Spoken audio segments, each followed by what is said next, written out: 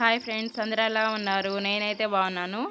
మాది కృష్ణా శ్రావణి లాగ్స్. ఇవాళ పోలీపాడ్యమి అనగా మనము కార్తీక మాసం నెల రోజులు మనం దైవభక్తిలో ఎలా ఉంటామో అలాగే ఈ పోలీపాడ్యమి రోజు ఇట్లా దీపాన్ని నీళ్ళల్లో వదులుకోవాలి.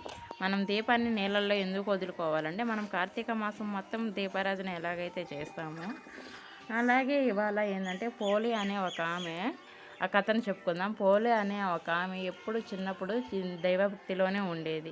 కానీ ఆమెకి పెళ్ళైనాక ఆమె అత్త కూడా కొంచెం దైవభక్తితో ఉండేది.